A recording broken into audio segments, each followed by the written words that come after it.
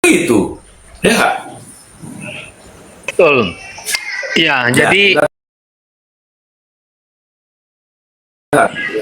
jawabannya mudah. Jadi tadi ada netizen yang baperan, mentang-mentang kita bukan pengacara, terus kita nggak boleh bicara hukum, terus pendapat kita adalah penggiringan opini.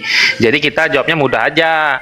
Kita ini masyarakat Indonesia, ketika suatu undang-undang telah diundangkan, maka itu sudah dianggap tahu. Artinya mau nggak mau kita harus melek hukum. Nggak boleh kita bodoh-bodoh amat soal hukum. Jadi kita harus belajar. Jadi kalau dalam kasus ini, ya gitu kan. Dalam kasus ini kita lihat fakta persidangan aja, langsung aja gitu, Mr. Z. Fakta persidangannya ada pertanyaan, ada jawaban. Nah, kita analisis kira-kira jawabannya seperti apa, kan begitu. Lalu kita kaitkan dengan keterangan yang saksi yang lain, kan gitu, supaya ada kesesuaian. Kalau misalnya terjadi kesesuaian dan ada keterangan ahli nanti juga menegaskan sama, ya itu bisa menjadi pertimbangan hakim, meyakinkan hakim. Kurang lebih seperti itulah, Mr. Z. Tapi yang ingin aku kasih tahu, sekelas Pak Yamin aja ya. Tadi juga Kak Sil ya, tapi mohon maaf ya Kak Sil ya. Aku harus sampaikan kepada mereka-mereka. Mereka ini nggak tahu betul tentang fakta persidangan, tentang apa yang ditanya, apa yang dijawab. Mereka nggak tahu. Aku tadi kasih contoh tes saja. Aku mau tanya satu aja, aku bilang kan, kalau kalian bisa jawab berarti kalian tahu lah tuh apa yang terjadi persidangan itu. Aku tanya kan, kalian tahu nggak sih ada pertanyaan jaksa terkait tentang chatting Oki kepada Ismail di tanggal 13. Nah itu aku tanya nih, bisa nggak jawab? Nggak ada yang bisa jawab. Kak Sil bisa nggak jawab? Itu ada nggak di dakwaan? Ada Kak Sil di BAP, tapi aku bilang kan. Nah, ya udah kalau tahu ya kasih tahu aja. Dalam hati aku, ya Allah, jadi kalian nih nggak ada yang kalian tahu tentang fakta-fakta tersebut di persidangan. Apa pertanyaan, apa jawabannya? Bagaimana kalian menganalisis Ami ini benar atau Ami ini salah? Bagaimana bisa mereka tahu? Makanya tidak heran mereka sekarang melenceng. Dakwaan lah yang dipermasalahkan dengan teori ABB, ABCD, Belanda dari mana. Kemudian barang bukti lah yang dipermasalahkan. Jadi halusinasi jadinya sekarang. Sorry ya teman-teman kalau ada yang tersinggung ya, terutama pendukung sebelah. Aku katakan kalian tuh banyak halusinasi. Fokus saja ke fakta persidangan. Ami itu sedang berjuang mati-matian, berusaha membuktikan dirinya tidak memeras, tetapi adalah endorse. Ke situ arah persidangan. Aku peringatkan sama kalian. Jadi kalian harus tahu itu semua. Itu aja, Mr. Z. Jadi kalian ini mau ngomel tiap hari ini ngapain, ya kan? Ngapain gitu loh. Ada juga yang nggak terima dengan omongan kita kan, dibilangnya kita menggiring opini. Ya sudahlah, terserah kalian aja lah. Tapi itu informasinya, Mr. Z, yang bisa aku sampaikan. Makasih banyak, Mr. Z.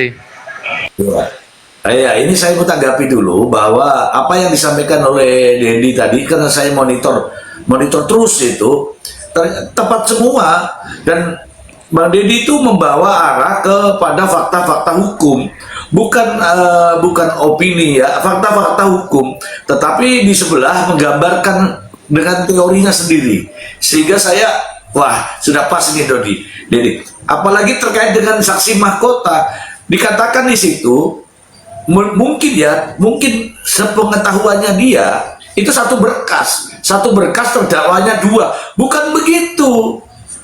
Ini kan dua berkas yang berbeda, yang di sini menjadi terdakwa dijadikan saksi, yang di sini menjadi saksi dijadikan terdakwa. Jadi dua berkas yang berbeda. Mungkin pemikirannya adalah satu berkas dua terdakwa, begitu kira-kira. Tadi kan ada bantahan gitu, jadi nomor perkaranya juga beda. Namanya saksi mahkota itu bagi dia nggak diakui oleh dia. Namanya bukan itu, bagi dia itu menurut teori dia. Saksi mahkota tuh nggak ada di dalam versi teorinya dia itu. Aku rasa seperti itu maksud dia sih gitu. Ya aku iyakan aja lah, malas aku debat sama orang kayak gitu kan. Suka-suka hati dia lah. Ya.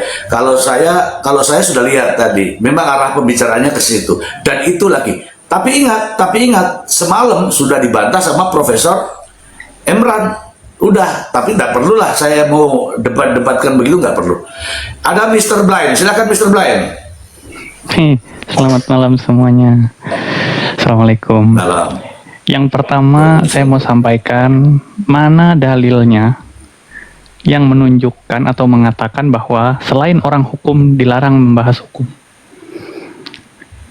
Sampaikan sama saya di mana ada larangannya atau di mana ada ketentuannya yang mengatakan bahwa selain orang hukum dilarang membahas hukum. Atau bunyinya begini, hanya yang punya kapasitas yang boleh membahas tentang hukum. Nah, coba sampaikan sama saya kalau ada, ya. Selama tidak bisa menunjukkan, berarti siapapun bebas berbicara tentang hukum. Itu yang pertama. Yang kedua, ya, kalau dikatakan kita sedang menggiring opini, saya harus mengatakan iya. Saya sedang menggiring kalian ke arah kebenaran. Ya. Saya nih pribadi, saya mengatakan iya. Saya menggiring kalian semua untuk ke arah kebenaran, ke arah objektivitas. Kalau di sana misalkan yang bertentangan dengan kita mengatakan kita menggiring opini, ya silahkan saja. Tapi faktanya, hendaknya lah ya dalam sebuah diskusi itu narasi dibantah dengan counter narasi, argumentasi dibantah dengan counter argumentasi. Itu sebenarnya yang kita inginkan apa sih dalam sebuah diskusi itu? Kebenaran, pengetahuan, bukan untuk mengalahkan orang lain, bukan untuk menjatuhkan orang lain. Saya pun belajar, saya belajar sama Mr. Z, saya belajar sama Bang Deddy, saya belajar sama Bang Dul, saya belajar sama semuanya. Begitu. Artinya, selama tujuannya untuk mengedukasi atau mencari edukasi, semua itu sah. Ini teman-teman gak perlu takut. Oh, saya lulusan akuntansi. Ya, memangnya orang akuntansi nggak boleh bicara hukum? Di dalam hukum pun ada akuntansinya. Di dalam akuntansi pun ada hukumnya. Jadi untuk orang-orang hukum juga ya yang terlalu eksklusif, mohon maaf nih, dalam menyelesaikan perkara, kalian pun butuh disiplin ilmu yang lain untuk memecahkan kasus. Betul. Kalian itu nggak bisa bergerak sendiri, terus tiba-tiba merumuskan sendiri.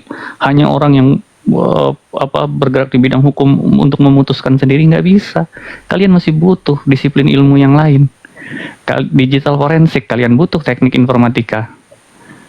Apakah orang di digital forensik itu lulusan sarjana hukum? Bukan. Saksi ahli, misalkan. Forensik. Ahli bahasa, ahli bank, perbankan. Apakah ahli forensik itu sarjana hukum? Bukan, tuh dokter. Kalau memang semua yang berkaitan dengan hukum harus orang hukum, berarti nggak perlu dong disiplin ilmu yang lain. Ya itulah ya, jangan selalu menganggap hukum itu eksklusif hanya untuk orang yang punya latar pendidikan di bidang hukum. Bukan begitu caranya. Siapapun berhak. Entah dia belajar, entah dia berusaha menganalisa, entah dia berusaha untuk mengulas atau mencari ilmu di situ. Ilmu itu terbuka untuk siapapun, bukan milik siapa saja, bukan milik orang-orang tertentu, apalagi milik disiplin ilmu tertentu. Ilmu itu milik semua orang. Demikian untuk pembuka Mr. Z. Nah, iya. Luar biasa Mr. Blind. Itu juga tadi Bang Deddy juga jawabannya cerdas sekali. Sejak undang-undang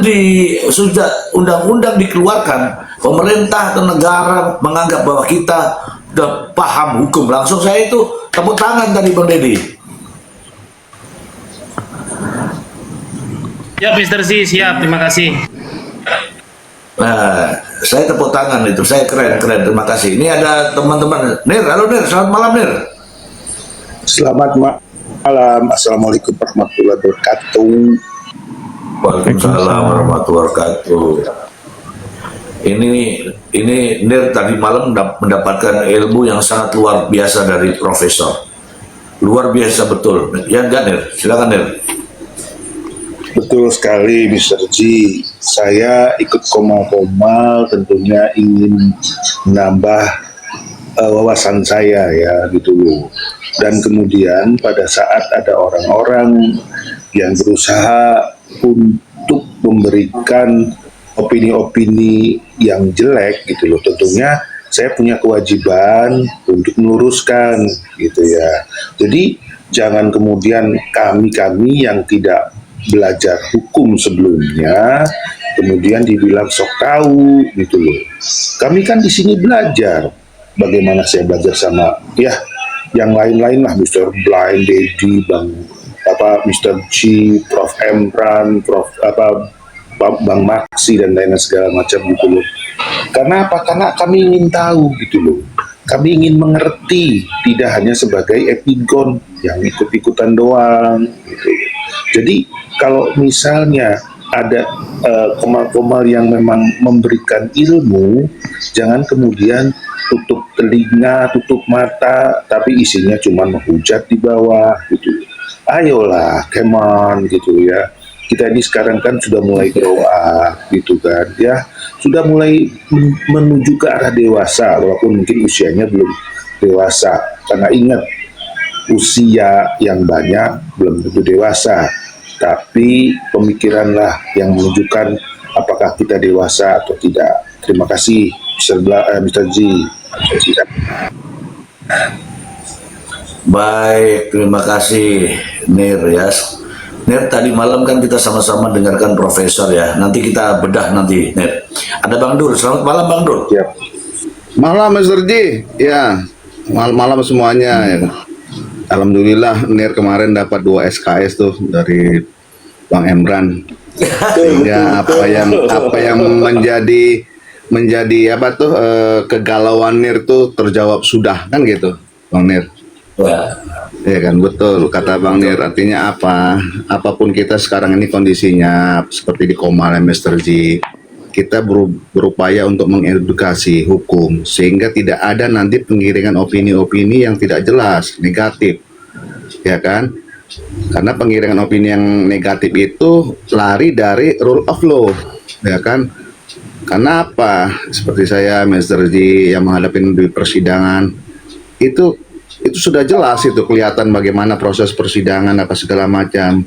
Nah ini kan digiring ini seolah-olah merusak segala satu citra tentang peradilan. Itu yang bahayanya, ya kan? Makanya Bang Emran bilang ya kan, logika hukum itu harus diperjelas sehingga tidak boleh kalah dengan logika umum, ya kan? Logika publik. Seperti itu Mr. G. Lanjut Mr. G. Ya, semalam tuh kita betul-betul bagi saya ya, itu pencerahan luar biasa dengan bahasa yang sangat sederhana ya, dan ilmiah, bahkan berani dia sampaikan itu pendapat-pendapat yang lain itu keliru. Sebab apa? Ini perkara sudah dibacakan dakwaan, tidak bisa kita mundur lagi ke belakang untuk menganalisa tentang hal-hal yang tidak semestinya begitu sampai seperti itu. Betul. Jadi akhirnya itu yang poin itu saya buat sebagai VT ya, sebagai video, karena itu sangat mengedukasi.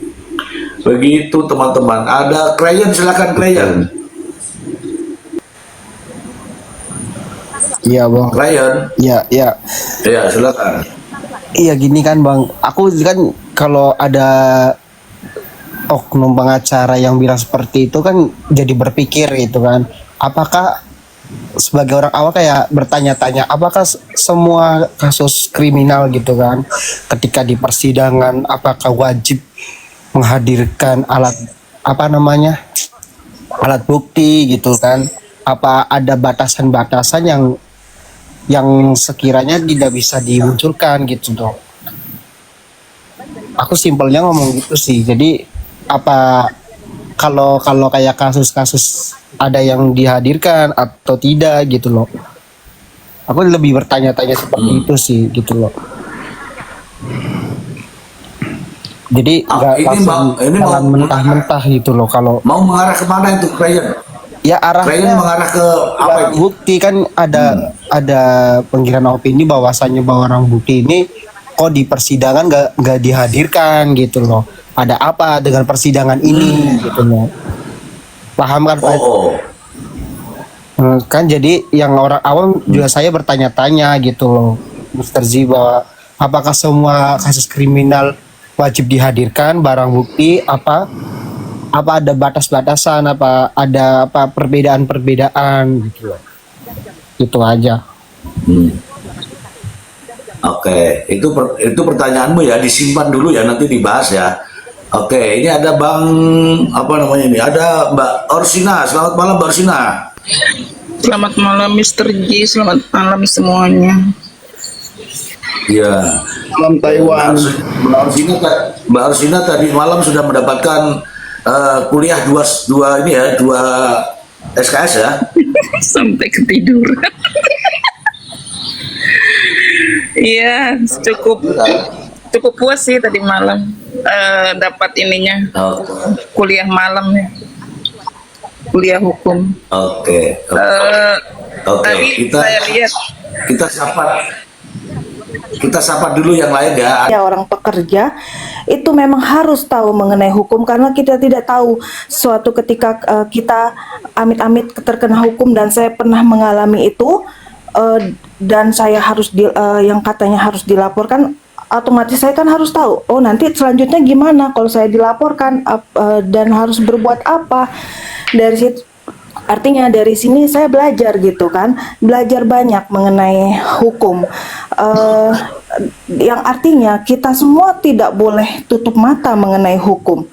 Kita tidak tahu, bukan hanya pekerja, pembisnis sekalipun juga kan, atau hanya jualan es teh manis di pinggir jalan, kalian harus tahu hukum. Kalau misalnya tiba-tiba kalian kena trantir atau apa kan, harus tahu gitu. Oh nanti gimana selanjutnya begitu. Artinya ya tadi saya bilang, kita di sini bukan hanya 2 SKS Mr. Z, saya belajar banyak, lebih dari beberapa SKS dari Mr. Z dan teman-teman semua yang ada di sini. Alhamdulillah gitu, saya tahu oh ternyata dari kasus Nikita ini, karena saya juga pernah dulu sempat katanya mau dilaporkan gitu kan sama seorang terdakwa Nikita ini, sempat diancam mau dilaporkan. Ya artinya balik lagi, kalau misalnya suatu saat nanti hal ini terjadi lagi dengan teman-teman yang lain di luar sana yang diancam akan dilaporkan atas dasar pembulian gitu kan, dari terdakwa ataupun yang lainnya, ya kita sudah antisipasi, sudah mengetahui langkah-langkah selanjutnya apa yang harus kita lakukan. Demikian, terima kasih Mr. Z. Izin Mr. Z, sebentar Mr. Z. Tepuk tangan untuk Izin Mr. Z. Rantau. Ya. Iya, izin Mr. Z. Jadi malam ini judulnya kenali hukum, jauhi hukuman, gitu Mr. Z. Oke, ini ada saksinya ini. Saya mau nyampaikan bahwa kritik politik pun ada di room itu ketika seseorang menyampaikan bahwa Anda itu maksudnya Dedi ini, Anda itu bukan ahli hukum, bukan pakar hukum, bukan sarjana hukum, bukan advokat, tapi Anda mengulas masalah hukum. Itu kan penggiringan opini, dan kritik politik ada di situ. Ya nggak, kritik politik? Ya, silakan. Ya.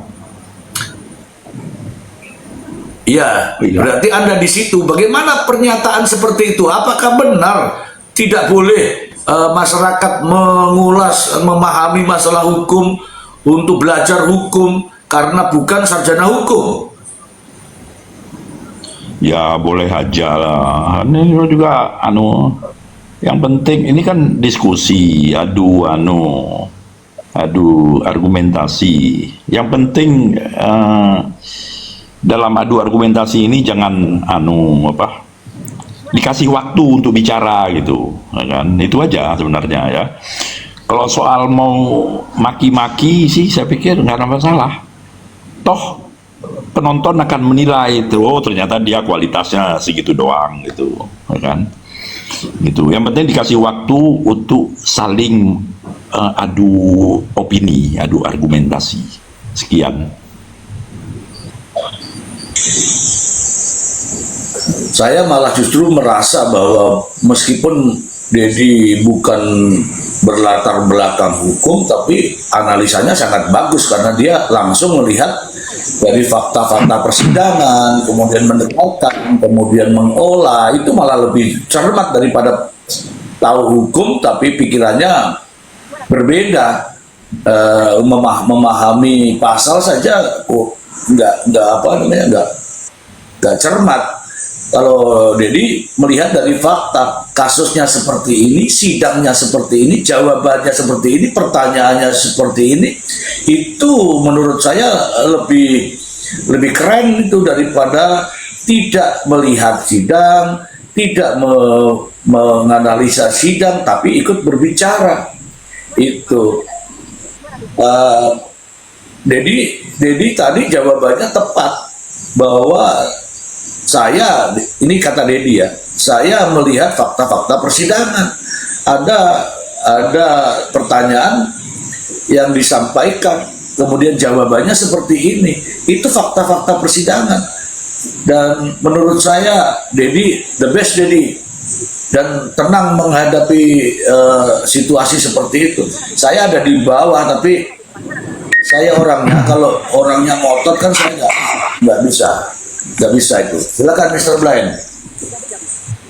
Ya, tadi ada Krayon nanya ya. Pertanyaan Krayon kita bahas.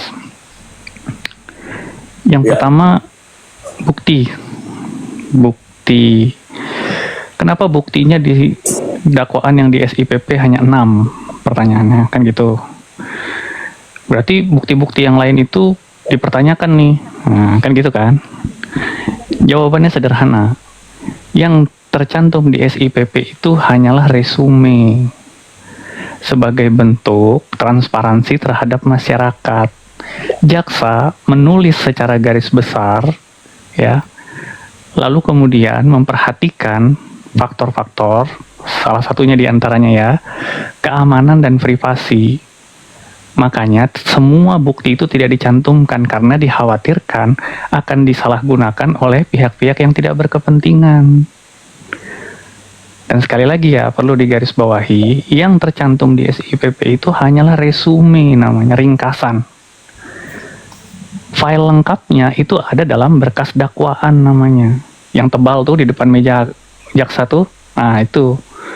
Disitulah lengkap tertera semuanya, baik itu daftar saksi, daftar alat bukti, kemudian administrasi kelengkapannya seperti berita acara sita, dan lain sebagainya, itu semuanya ada di sana. Artinya situs SIPP itu tidak akan sanggup tuh kalau diupload semuanya ke sono, ya kan? Dan yang penting lagi, ada alasan privasi dan keamanan. Contoh ya, ini contoh sederhana. KTP terdakwa itu kan bagian dari identitas terdakwa kan, harus jelas kan? Mungkin nggak itu ditaruh, dipampang di SIPP? Nggak boleh. Makanya jaksa itu sudah mempertimbangkan hal-hal yang demikian. Jadi jawabannya itu ya, untuk alat bukti yang katanya cuma 6, kemudian dipertanyakan mana bukti yang lain. Terus yang kedua, pertanyaannya Krayon, kenapa buktinya tidak diserahkan ke pengadilan? Bukti itu memang bukan untuk diserahkan, tapi ditunjukkan. Penguasaan alat bukti itu semuanya ada pada jaksa, karena kepentingan untuk penuntutan nantinya. Kepentingan dakwaan, pembuktian, dan penuntutan. Hakim akan memeriksa. Saya kasih contoh, waktu saksi dari pihak Bank BCA dihadirkan, itu jaksa mengatakan kepada hakim, mohon izin majelis hakim, mohon izin yang mulia, ingin menunjukkan barang bukti.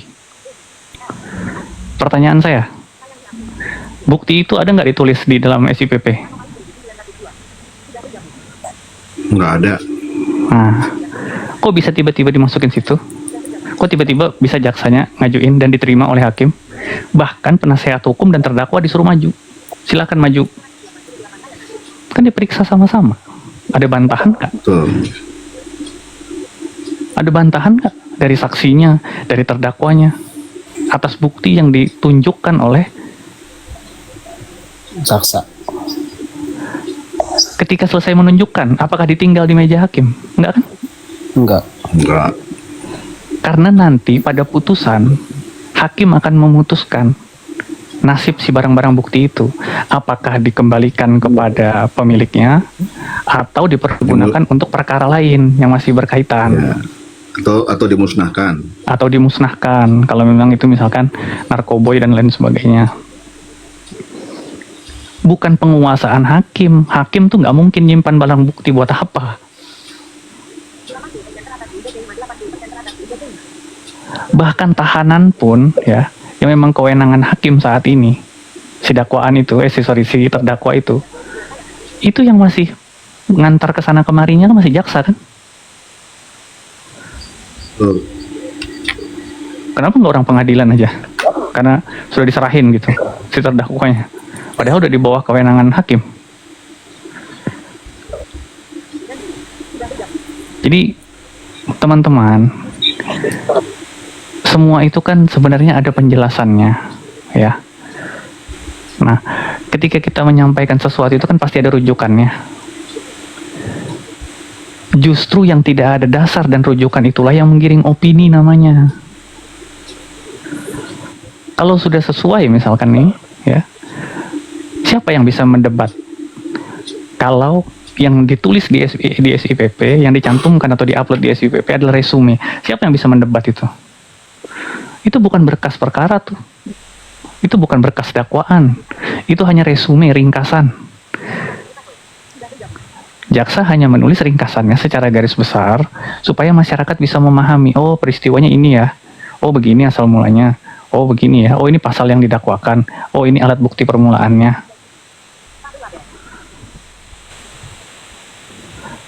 Cuma cukup sebatas itu transparansi terhadap proses peradilan terhadap masyarakat, supaya masyarakat bisa mengakses. Bukan berarti, wah ini dakwaannya seperti ini, berarti ini salah nih. Yang bisa melihat surat dakwaan secara lengkap itu hanya jaksa, hakim, sama penasehat hukum terdakwa, termasuk terdakwanya. Karena merekalah para pihak yang sedang menjalani persidangan. Nah, kita hanya mengawasi jalannya persidangan, kemudian memantau, dan kita mengikuti tuh. Oh begini ya, oh begini ya. Tapi setidaknya kita mengetahui, oh perkara apa nih yang sedang dipersidangkan, melihatnya dari SIPP.